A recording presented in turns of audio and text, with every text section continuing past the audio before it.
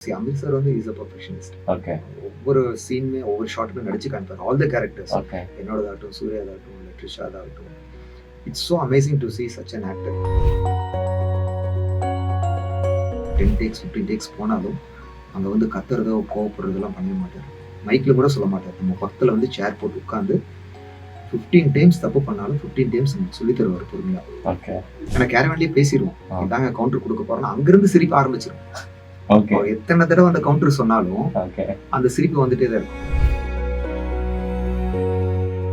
எல்லாத்தையும் இப்படியே பண்ணிட்டு இருக்காதரா, காதலுங்கிறது வந்து இங்கிருந்து வரணும், இங்கிருந்து வரக்கூடாது அப்படின்னு சொல்லிட்டு எனக்கு ரொம்ப பிடிச்ச மாதிரி.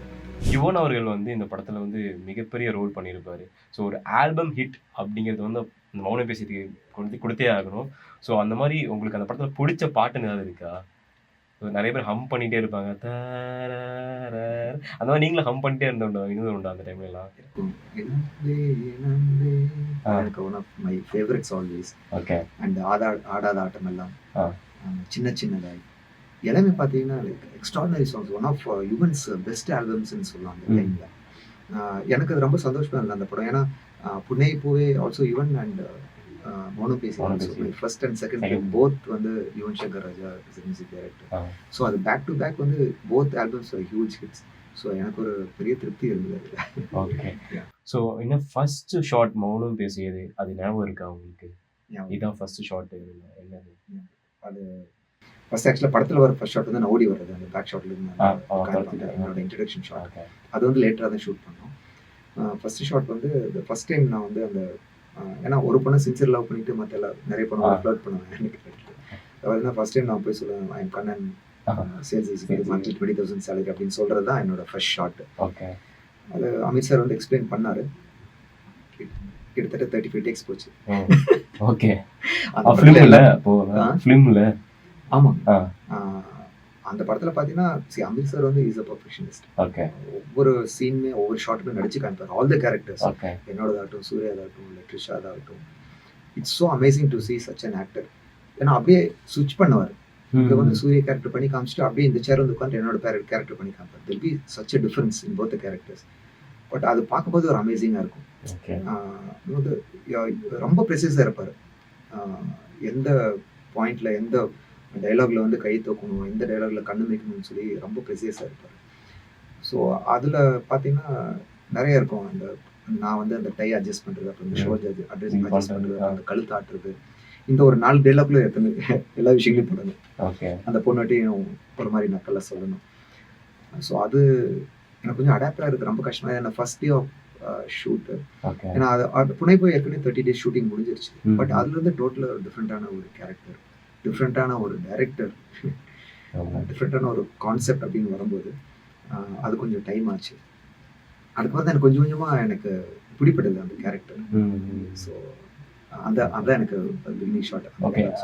அமீர் சார் எப்படி ஹேண்டில் பண்ணுவார்? சில டைம் சீரியஸாக இருக்க சீன்ஸ்லாம் வந்து சிரிச்சு ஃபன் பண்ணது உண்டா? இந்த மாதிரி ஏதாவது? அவர் எப்பவுமே ஒரே மாதிரி தான் இருப்பார். ஓகே. அவர் வெரி என்ன சொல்கிறது, சொன்ன மாதிரி பர்ஃபெக்ஷனிஸ்ட். ஓகே. அவர் என்ன எதிர்பார்க்குறாரோ அதுதான் நம்ம கொடுக்கணும்.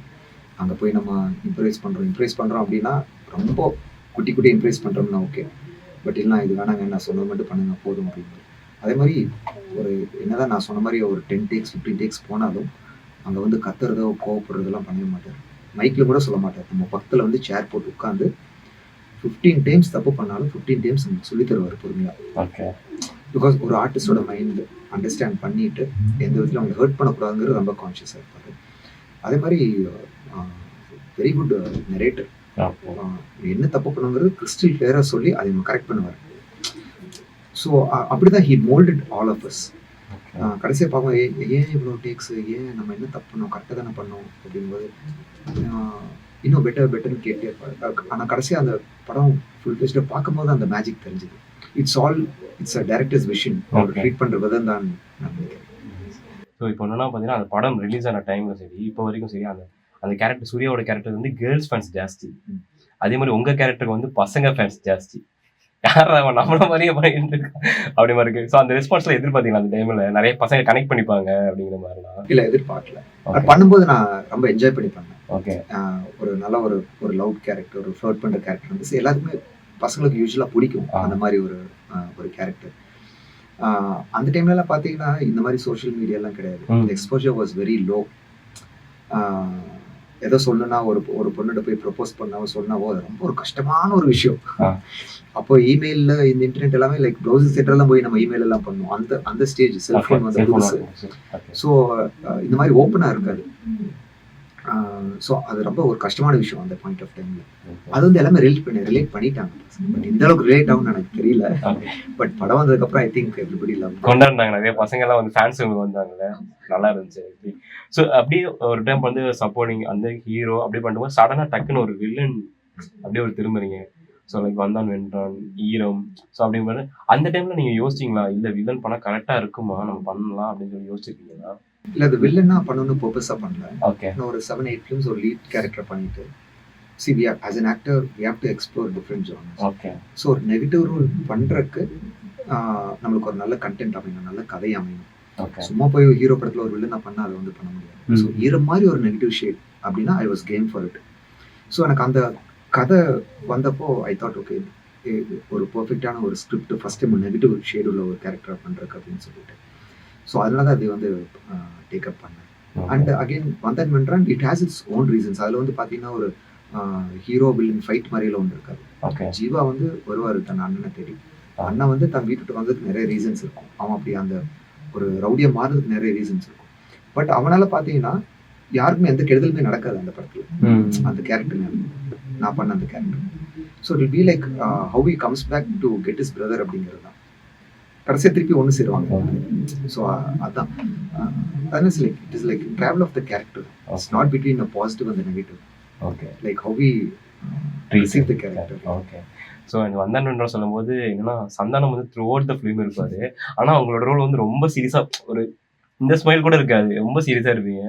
ஸோ எங்களுக்குலாம் வந்து ரொம்ப பிளாஸ்டாக இருக்கும். என்ன ஒரு சந்தானம் போட்டுட்டே இருக்காரு, கவுண்டர் போட்டுட்டே இருக்காரு, ஒரு மாதிரி சீரியஸாக இருக்காரு மாதிரி. எப்படி அங்கே இருக்கும் அந்த செட்டில்? ரொம்ப கஷ்டங்க.